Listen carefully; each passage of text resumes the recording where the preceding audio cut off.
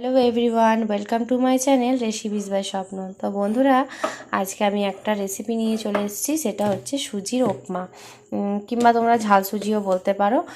তা দেখো, আমি কারি পাতা দেবো, আর এখানে কাঁচা লঙ্কা কুচি, পেঁয়াজ কুচি, টমেটো কুচি করে রেখেছি। আর এরপরে যা যা লাগবে তোমাদেরকে সবই ভিডিওতে তোমরা দেখতে থাকবে। তা তোমরা চলো দেখতে থাকো আর আমার সাথে। একটা কড়াই বসিয়ে নিয়েছি, কড়াইটা অবশ্যই গরম হতে দিয়েছি। তা কড়াইটা গরম হোক, তারপরে আবার দেখাচ্ছি। তো দেখো, কড়াইটা গরম হয়ে গেছে, একটু হালকা সেন্ট উঠছে। এরপরে কিন্তু আমি একটু তেল দিয়ে দেবো।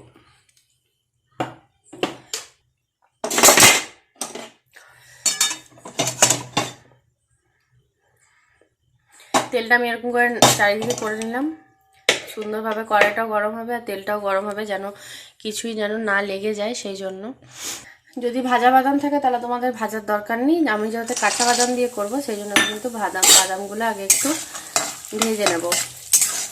অনেকে শুকনোও ভেজে নিতে পারো তেল ছাড়া, তো আমি তেল দিয়েই ভাজছি।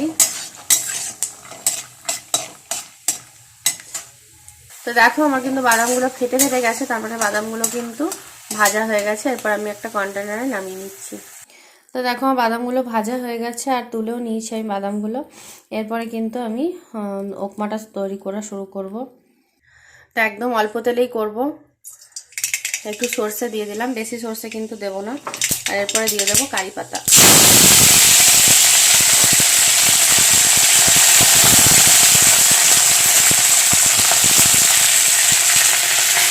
আঁচটা কিন্তু একদম লো ফ্লেমে রয়েছে।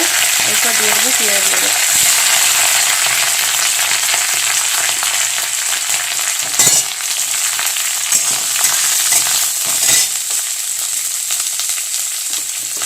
কারি পাতাগুলো দেখতে দেখো, বেশি খরানো যাবে না। এরপর দিয়ে দিলাম কাঁচা লঙ্কা কুচি, পেঁয়াজ কুচি, সব একসাথে দিয়ে কিন্তু আমি একটু ভালো করে ভেজে নেবো।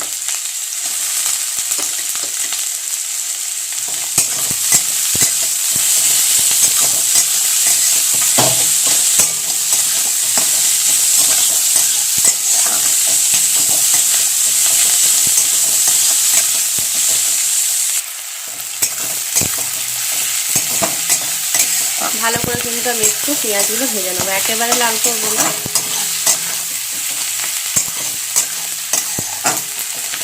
তোমরা এখানে চাইলে আলুও দিয়ে করতে পারো, আমার আলু দিয়ে অত ভালো লাগে না, সেই জন্য আমি শুধু পেঁয়াজ দিয়ে করি।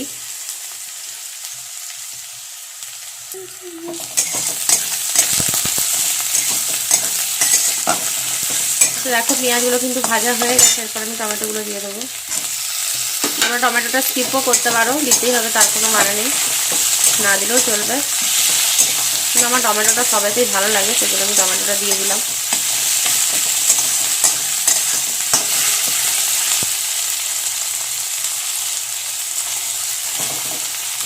টমেটোটা আমি একটু কেটে দেবো, কারণ এটা বেশি গলাতে গেলে তখন সুজিটা আবার ভাজা হবে না।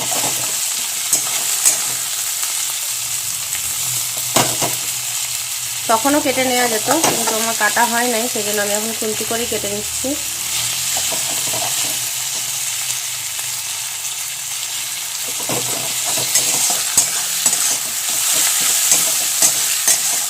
সরষেটা কিন্তু আমি একদম অল্প দিয়েছি, একদম হালকা যাকে বলে। সুজিটা কিন্তু তোমরা তোমাদের পরিমাণ মতন দিতে পারো। এরপরে দিয়ে দেবো সুজিটা।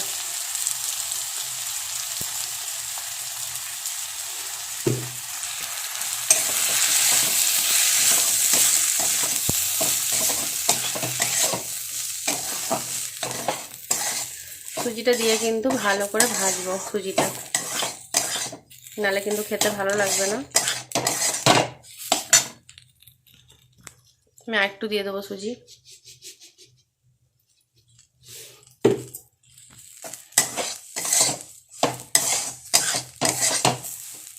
এখনো কিন্তু নুন দিইনি, এরপরে নুন দেবো। খেতে কিন্তু অসাধারণ হয়, তোমরা অবশ্যই করে একবার বাড়িতে ট্রাই করবে এইভাবে, খেতে দেখবে অসম্ভব সুন্দর লাগে। এরপর আমি দিয়ে দেবো বাদামগুলো। বাদামগুলো দেওয়ার পর দেখো আরও সুন্দর লাগছে দেখতে।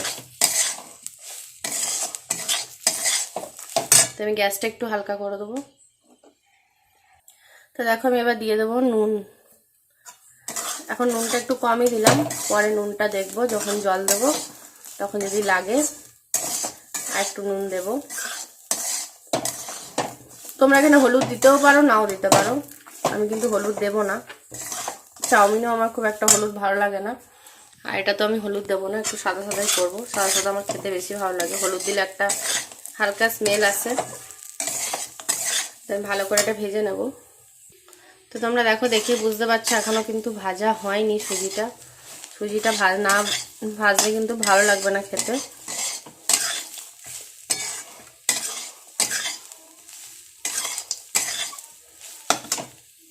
তো দেখো এই পর্যায়ে কিন্তু আমার এটা হয়ে এসেছে। এরপর কিন্তু আমি জল দিয়ে দেবো, কেননা আর বেশি ভাজবো না।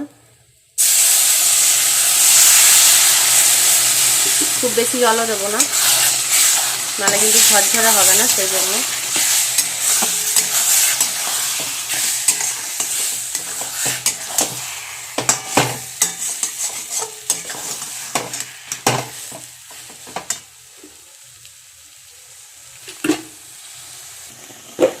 তো দেখো আমার কিন্তু জল দিয়ে দিয়েছি। এরপর দিয়ে দেবো চিনি, স্বাদ মতন চিনি দেবে। মিষ্টিটা একটু মিষ্টি মিষ্টি হবে, তাহলে খেতে ভালো লাগবে, ঝাল ঝাল মিষ্টি মিষ্টি হবে। আমি কিন্তু হলুদটাকে স্কিপ করেছি, হলুদ দিই নাই। তোমরা তাহলে হলুদ দিতেও পারো, আবার নাও দিতে পারো। তো দেখো আমি কিন্তু জলটা বেশি দিই নাই, এরকম দলা দলা পাকিয়ে যাবে, ছাড়া ছাড়া হয়ে যাবে সুজিটা আস্তে আস্তে।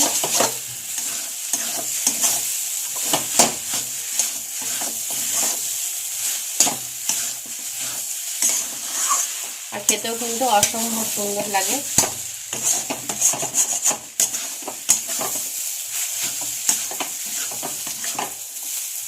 অবশ্যই করে কারি পাতা দেবে, কারি পাতার ফ্লেভারটা কিন্তু ভীষণই সুন্দর আসে, সেই জন্য অবশ্যই করে কারি পাতা কিন্তু দেবে।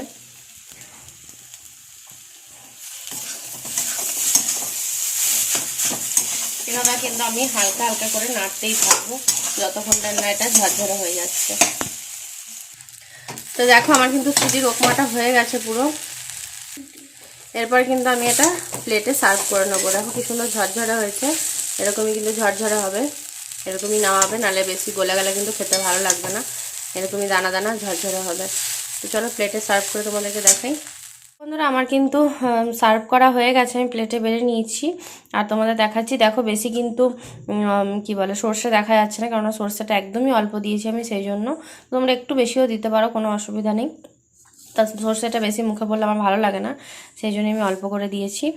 তো বন্ধুরা তোমরা সবাই বাড়িতে এইভাবে ট্রাই করো, একদম চটজলদি হয়ে যায় আর বেশি উপকরণও লাগে না।